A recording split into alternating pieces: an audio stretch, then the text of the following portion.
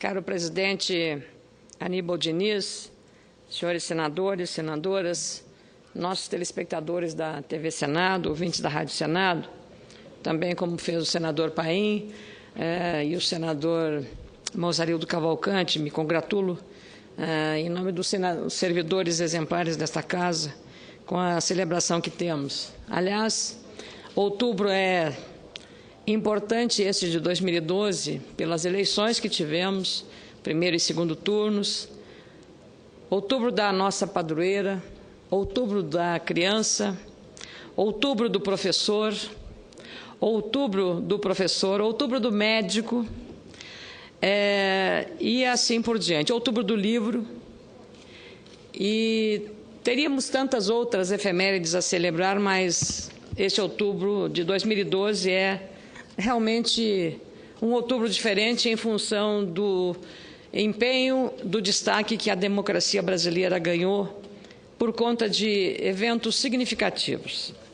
O primeiro deles porque terminamos as eleições do segundo turno e podemos ainda neste ano debater a reforma política como maneira de fortalecer a nossa democracia.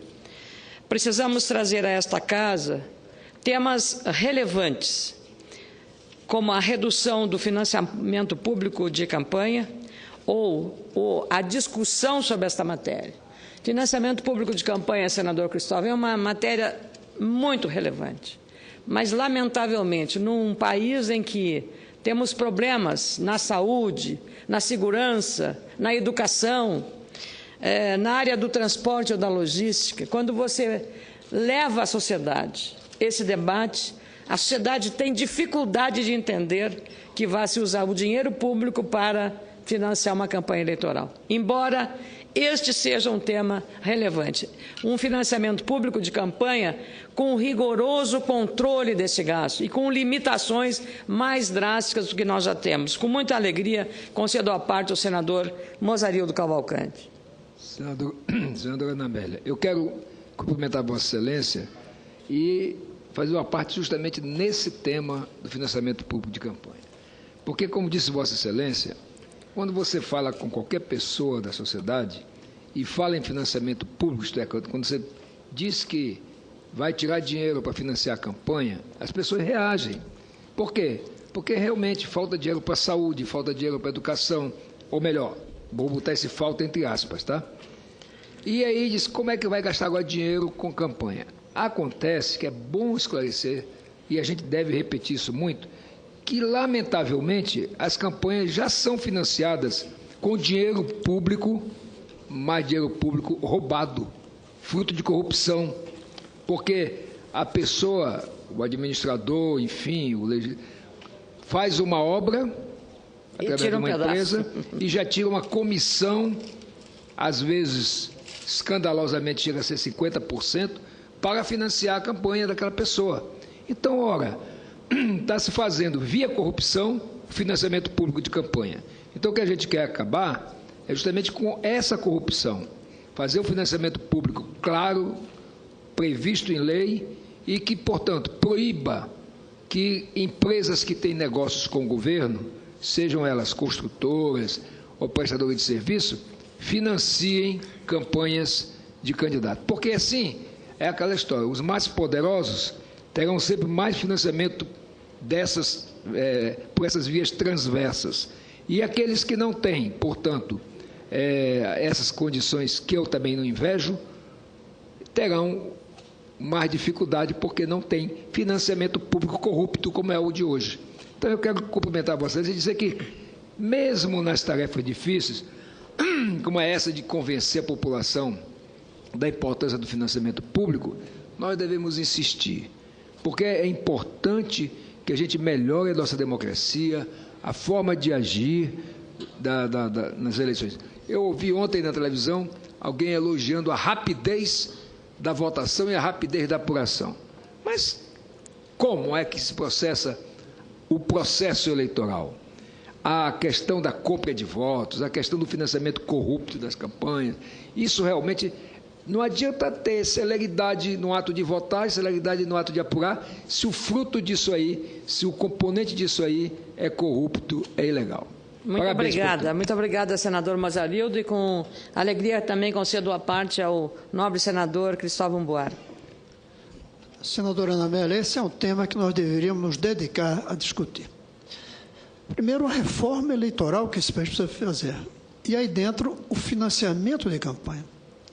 As mesmas pessoas que são contra financiamento público, eu tenho certeza que aceitariam a proibição de fontes privadas, que elas corrompem. Eu digo, senador, eu tenho muitas dúvidas em voltar a ser candidato se tiver que pedir dinheiro para fazer campanha. Porque o risco é muito grande, muito grande.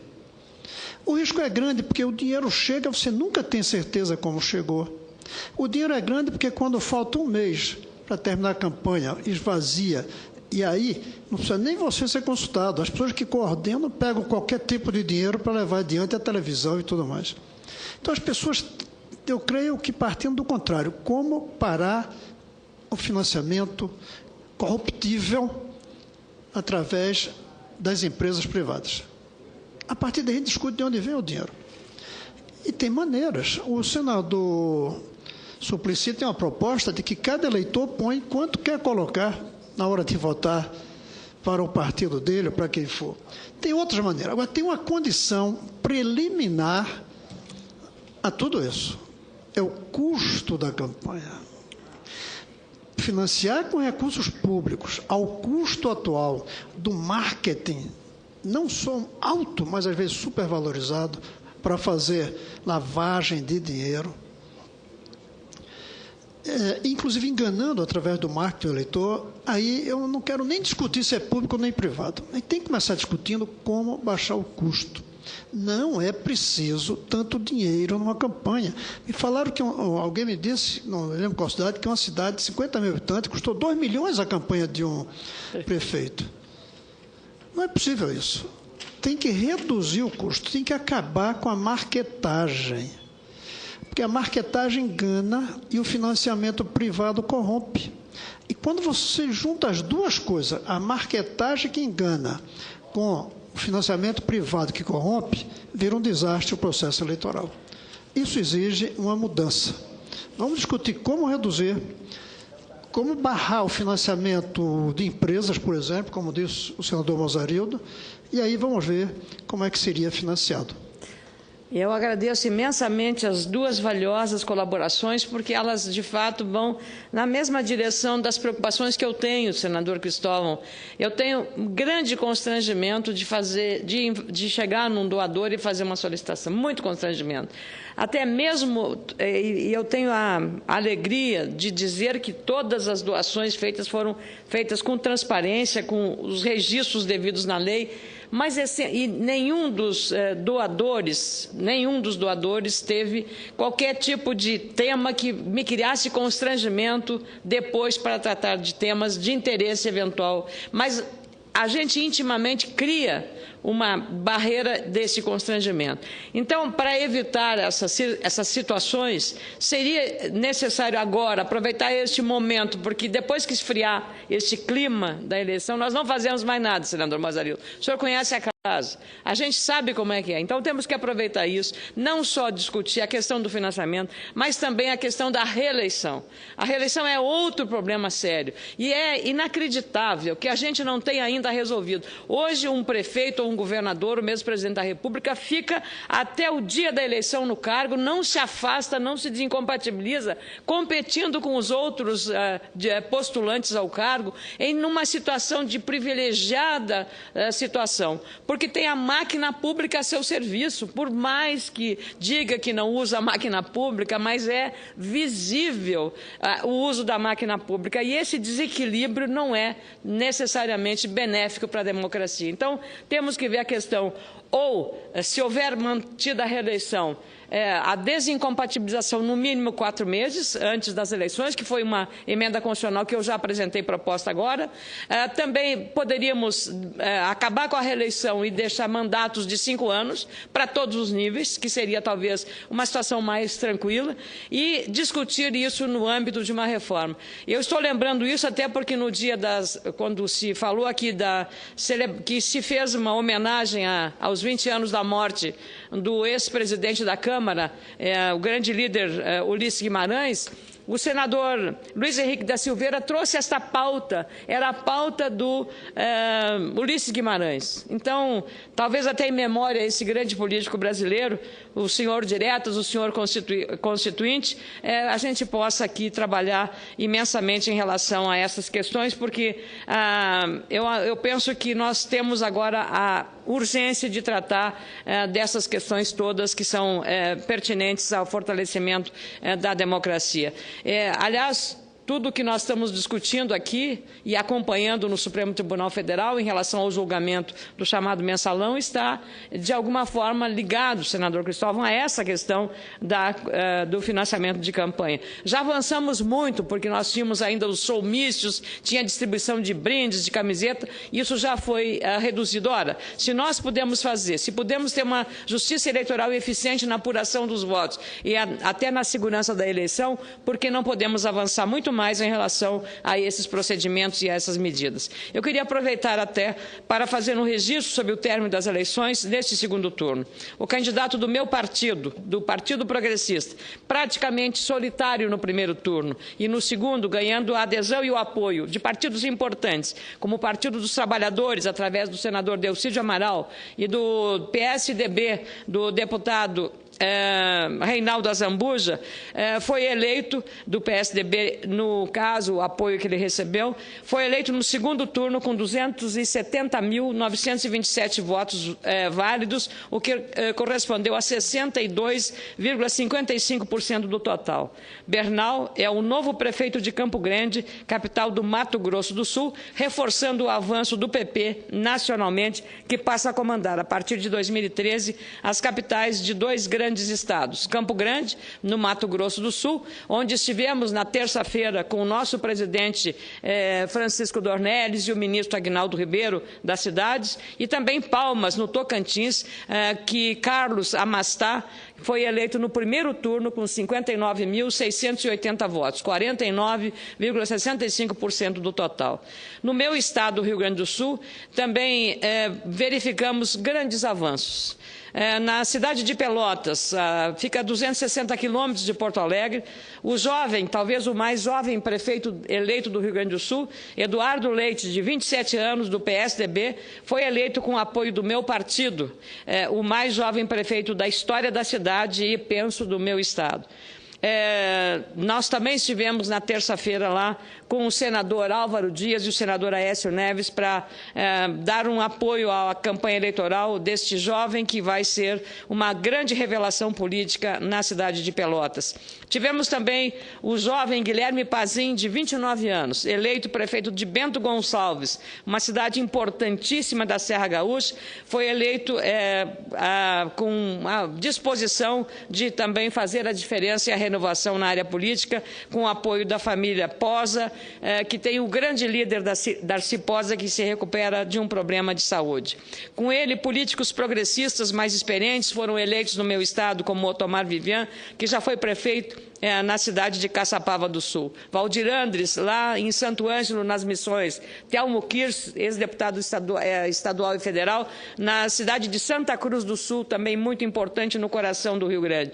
E Alcides Vicini voltará a comandar a Prefeitura de Santa Rosa. São exemplos da boa combinação entre juventude e experiência, que também ganha força o PP na cidade de Gramado, com o Nestor Tissot, de Canela, com o Cléo, e também em Nova Petrópolis. Uma mescla que promete ajudar os desafios políticos do meu estado, do Rio Grande do Sul, a partir de 2013. E a reforma política, portanto, é valiosa nesse sentido. O segundo ponto histórico e relevante deste mês de outubro que vale meu registro nessa tribuna hoje, senhoras e senhores senadores, é a conclusão da primeira etapa da ação penal 470 pelo Supremo Tribunal Federal sobre o desvio de recursos públicos de dinheiro dos impostos do povo usados ilicitamente para alimentar um esquema de compra e apoio no Congresso Nacional. Uma operação montada por políticos, banqueiros e donos de agência de publicidade. Um jogo político sujo, colocado em prática com o objetivo de ampliar o poder e o prestígio de políticos e de governos. Uma indesejada combinação de corruptos e corruptores, que ficou conhecida no Brasil e no mundo como mensalão. é um alento, um grande alento para a democracia brasileira verificar a isenção, a responsabilidade, a dedicação, o empenho e o comprometimento dos senhores ministros e ministras do Supremo Tribunal Federal nesse julgamento que ganhou repercussão internacional. Lamentavelmente, o escândalo envolveu políticos do meu partido, o ex-presidente do PP, Pedro Correia, o ex-líder da bancada na Câmara dos Deputados, Pedro Henry, o ex-assessor do partido, João Cláudio Genu, e os 2 sócios da corretora Bônus Banval, Breno Fischberg e Enivaldo Quadrado, ligados ao PP. Tenho sempre repetido, não tenho compromisso com o erro. Quem pratica delito precisa responder por eles criminalmente. Mesmo assim, após 3 meses de julgamento e mais de 200 horas de sessões na Suprema Corte deste país, transmitidas ao vivo pela TV Justiça, sem cortes ou edições, como faz TV Senado e TV Câmara e outras TVs institucionais ao exibirem as sessões, tenho que admitir, me senti mais cidadã e mais confiante nos rumos da democracia brasileira, porque o poder independente das instituições venceu, ao menos nesse instante, neste outubro de 2012. O Poder Judiciário, um dos 3 pilares da nossa democracia, se manteve inabalável, apesar de todas as dúvidas, pressões e versões diversas criadas para tentar esconder o que o ministro Luiz Fux classificou como gestão tenebrosa. Ainda que tenham sido 8 dos 11 ministros do Supremo Tribunal Federal indicados pelos presidentes do partido do governo, a maioria dos magistrados da Suprema Corte deste país preferiu escolher o caminho da independência e confirmou a existência do mensalão, mesmo desagradando os autores das transações tenebrosas. Esses esquemas, esses feitos enquanto a nossa pátria-mãe dormia distraída, como disse o autor da denúncia, o Procurador-Geral da República, Roberto Gurgel. Mesmo com muitas pressões contrárias, o Supremo Tribunal Federal preferiu derrubar a tese também ilícita de Caixa 2 e preferiu qualificar o mensalão como verdade, como vísceras expostas, como bem exemplificou o presidente da Suprema Corte, ministro Aires Brito. Apesar dos temores de que o julgamento seria totalmente influenciado por pressões políticas, 25 dos 37 acusados saíram da condição de réus para a posição de condenados. Está, portanto, próximo o desfecho daquela história que começou com a divulgação de um vídeo pela revista Veja no dia 14 de maio de 2005 e que ganhou maior proporção com a entrevista do delator do esquema, ex-deputado Roberto Jefferson, ao jornal Folha de São Paulo. Após a paralisação do Congresso Nacional, com as importantes CPIs, como a CPI dos Correios, inúmeras declarações e investigações deram mais força aos indícios de que deputados recebiam uma espécie de mesada de 30 mil a 50 mil reais para votar nos projetos de interesse do governo. Ali eu preciso valorizar muito o trabalho de uma CPI. Esta casa e o Congresso Nacional tem sido muitas vezes fragilizado por uma série de atos ou de ações que não condizem com a expectativa da sociedade. Mas foi graças ao trabalho dessa CPI, a chamada CPI dos Correios, presidida por um senador, Delcídio Amaral, do Partido dos Trabalhadores do Mato Grosso do Sul, e a relatoria nas mãos muito competentes do deputado Osmar Serralho, do PMDB do Paraná, conseguiu desmistificar a ideia inicial dessa CPI, que seria uma CPI chapa branca e que nada dela resultaria em eficácia na investigação feita. Pois, ao contrário, não só a denúncia foi acolhida pelo Ministério Público, o primeiro procurador, Antônio Fernando de Souza, seguida depois pelo seu sucessor, ministro Roberto Gurgel. E agora o Supremo fazendo o julgamento adequado com o ministro Joaquim Barbosa na relatoria. O esquema escondido, montado dentro dos Correios para desvio de dinheiro público, dinheiro do povo brasileiro, para o fechamento de contratos com outras empresas, se transformou no episódio dos profanadores da República, dos subversivos da ordem institucional, dos delinquentes, dos marginais da ética e do poder, como afirmou o mais antigo ministro da Corte, Celso de Mello. Entendo que condenar é bem diferente que cumprir pena. A partir de 7 de novembro, ficará mais claro o formato sob a definição das penas, a chamada dosimetria. Mesmo assim, como observadora dos fatos, vejo muitos avanços. Sem exageros, acho que a justiça brasileira, na figura do Supremo Tribunal Federal, demonstrou que a tese da conspiração golpista foi desmascarada, como disse recentemente, ou escreveu recentemente, o respeitado colunista do jornal Folha de São Paulo, Clóvis Rossi. O mundo também enxergou como verdade, por renomadas e sérias publicações internacionais, como o El País, da Espanha, e o The New York Times, que a sofisticada organização criminosa do Brasil tinha como chefe o ex-presidente do PT e ex-ministro da Casa Civil, José Dirceu, segundo decisão do STF, escreveu Clóvis Rossi. O Financial Times, outro importante veículo de comunicação com elevada credibilidade internacional, louvou o judiciário brasileiro ao afirmar que a condenação de Dirceu é um grande passo para o Brasil, onde as cortes têm sido tradicionalmente tímidas em punir a corrupção. Em resumo, as mídias internacionais, símbolos da democracia e da liberdade de expressão, qualificaram este momento como um raro avanço na política e como marca da independência do sistema legal do nosso Poder Judiciário. O artigo do historiador e do sociólogo Marco Antônio Villa, publicado recentemente no jornal O Globo, consegue demonstrar as vantagens de um judiciário independente e forte. Na avaliação de Villa, o julgamento do Mensalão atingiu o partido do governo porque ficou explícito que o ministro da Suprema Corte não ocupa um cargo de confiança que segue cegamente as determinações da direção partidária. A intenção de se perpetuar no poder com fortes intenções ideológicas, oportunistas ou mesmo reacionárias não foi acatada passivamente pelo Judiciário, como imaginavam os articuladores do esquema do Mensalão. A tentativa de saquear o Estado continuamente, sem que a sociedade brasileira pudesse dar conta, não foi admitida pela maioria dos ministros do STF.